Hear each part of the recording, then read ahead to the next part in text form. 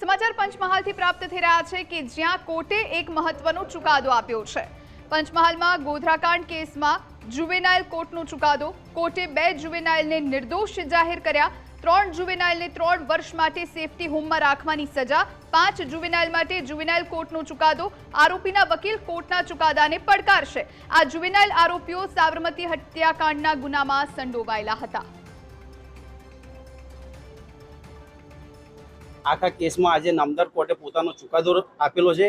આ ચુકાદામાં કાસાબા નંબર 1 જે જજમેન્ટના કાસાબા નંબર 1 છે અને 3 છે એ બંનેને નિર્દોષ ઠરાવી છોડી મૂકેલા છે। જ્યારે કાસાબા 2, 4 અને 5 જેનું નામ જાહેર કાયદા મુજબ કરી શકાય એવું નથી, જજમેન્ટમાં એમનો ઉલ્લેખ કરેલો છે, એ લોકોને નામદાર બાર અદાલત સાહેબે 3 વર્ષની સેફટી હોમમાં રાખવા માટેનો જે હુકમ કરેલો છે, આજરોજ હુકમ થયેલો છે, એ હુકમને સ્ટે કરવા માટે આજરોજ અમે એપ્લિકેશન આપી છે। નામદાર કોર્ટે એપ્લિકેશન મંજૂર કરી છે। 15,000 રૂપિયાના જામીન આપેથી ઓર્ડરને સસ્પેન્ડ કર્યો છે। અપીલ સમય સુધી 30 દિવસ સુધી એને સસ્પેન્ડ કરવામાં આવેલો છે।